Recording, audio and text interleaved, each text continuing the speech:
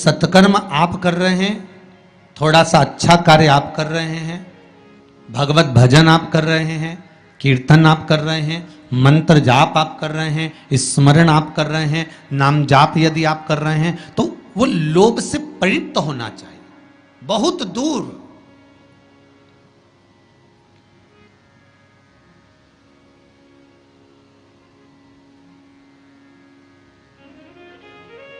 आपके भीतर वो उपजे ना।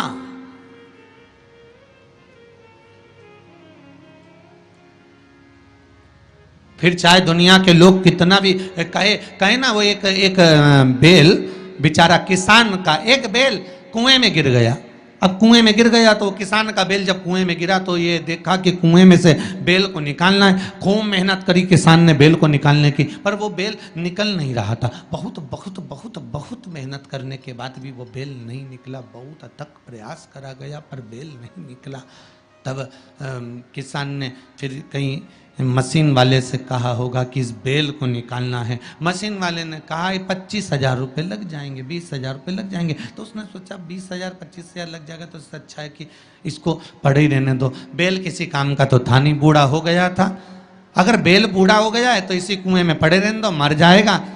इसी कुआं भी सूख गया है, इसमें कोई दिक्कत वाली बात नहीं, अपन कचरा पटकते जाएंगे, बेल को वहीं की वहीं दबा देंगे। गाँव के लोगों से कह दिया मेरा बेल कुएं में गिर गया है और ये बूढ़ा हो गया था। एक काम करो, तुम्हारे गांव का जितना भी कचरा है ना, घर वाले वो सब लाकर इसमें डालते हैं ना, बेल मर जाएगा, धीरे धीरे उस पे मिट्टी डल जाएगी। गांव के लोगों ने कचरा लाकर डालना चालू करा। जैसे जैसे बेल के पास में कचरा पटकना प्रारंभ करा, बेल भी समझदार था। इधर कचरा पटकते तो इधर पांव रखकर खड़ा हो जाता, इधर पटकते तो इधर पांव रखकर खड़ा हो जाता। धीरे धीरे पूरा कुआं भराते चले गया और बेर कचरे पर पांव रखते रखते रखते रखते रखते रखते बाहर आ गया।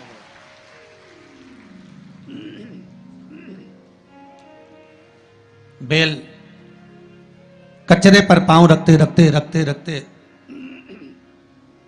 बाहर आ गया, ऊपर आ गया। और जब वो ऊपर आया, निकल कर बाहर भाग गया, निकल कर बाहर भागा। बेल से हमको एक सीख लेना चाहिए, हमको एक चीज सीख लेना चाहिए।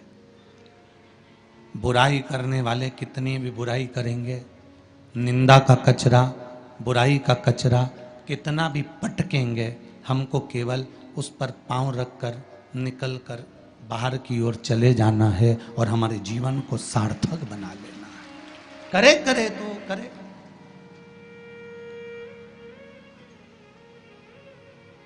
अब शब्द कहने वाला कहता रहे, ताने देने वाला देता रहे, गाली देने वाला देता रहे।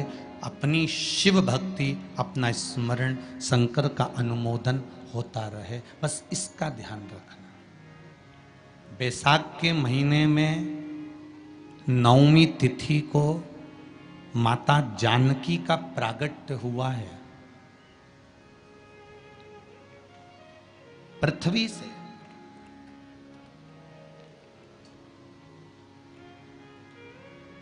कभी एक विचार करिएगा कि नरसिंह अवतार बैसाख के महीने में हुआ, कुर्मा अवतार बैसाख के महीने में हुआ, हयग्रीव अवतार बैसाख के महीने में हुआ, परशुराम अवतार बैसाख के महीने में हुआ, माता जानकी का अवतार बैसाख के महीने में हुआ। आखिर बैसाख के महीने में, माधव महीने में इतनी महत्वता क्यों?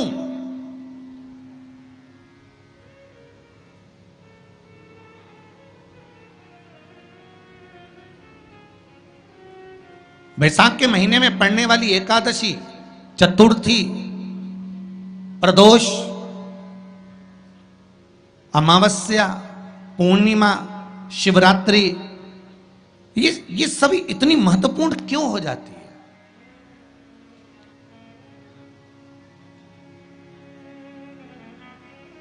इसकी महत्वता इतनी प्रबल क्यों हो जाती है? किस लिए?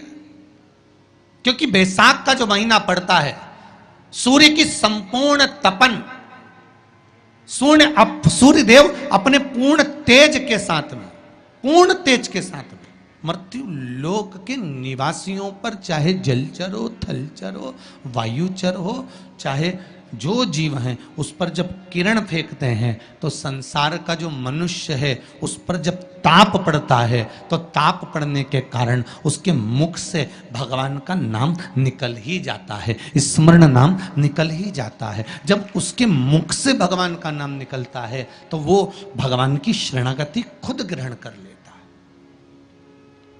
स्वयं।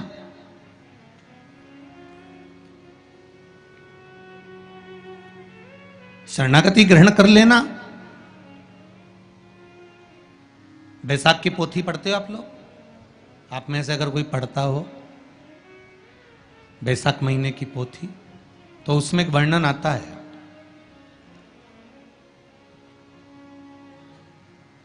गीता प्रेस गोरखपुर के कल्याण अंक में भी आप ये पावन बैसाख चरित्र श्रवण कर सकते हैं।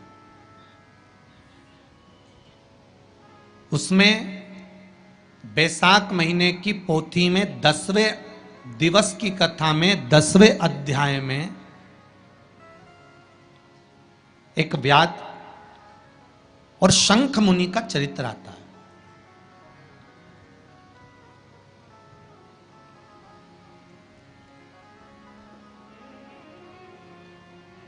शंख मुनि एक बार निकलकर भगवान शंकर के मंदिर में जल समर्पित करने के लिए जा रहे थे और शिव मंदिर की ओर जाते जाते जाते जाते जाते जाते बीच मार्ग में चलते चलते चलते चलते और वो शंख मुनि जब शिव के मंदिर में पहुंचे, शंकर भगवान के मंदिर में जाकर उन्हें दर्शन किया,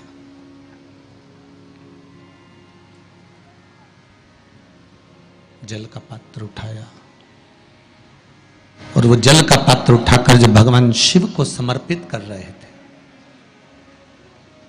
तो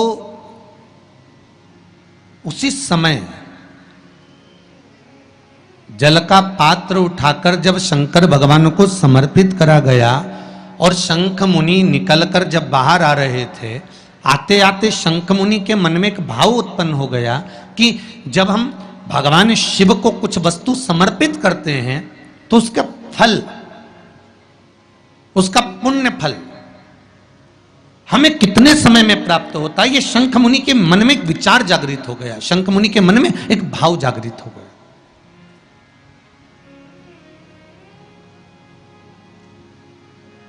कई माताएं पशुपति व्रत करती हैं,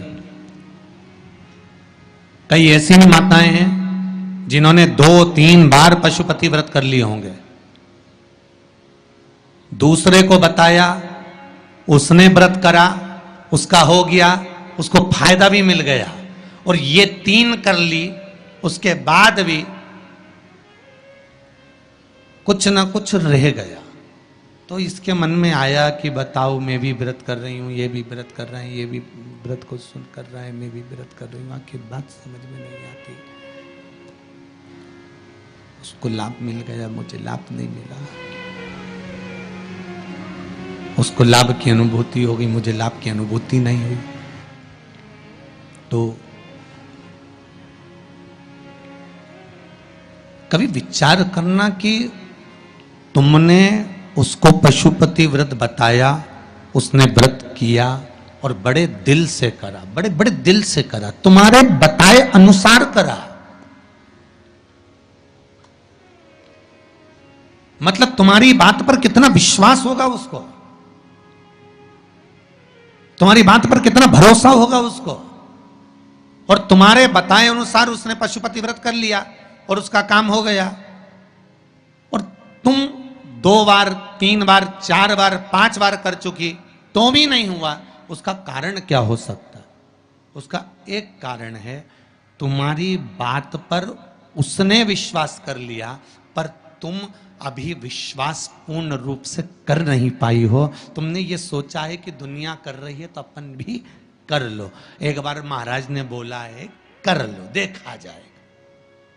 पर तुम्हारे बात में वो जागृतता, तुम्हारे पास में वो बल, तुम्हारे पास में वो जागृतता, तुम्हारे पास में वो बल, तुम्हारे पास में वो वेग, तुम्हारे पास में वो बल प्राप्त नहीं हुआ, वो विश्वास जागृत नहीं हुआ। यदि तुम्हारे पास वो विश्वास जागृत हो जाता वो बल जागृत हो जाता।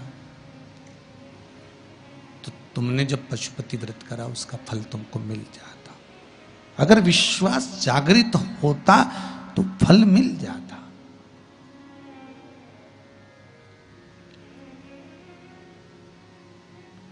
विश्वास जागृत होने पर फल की अनुभूति है।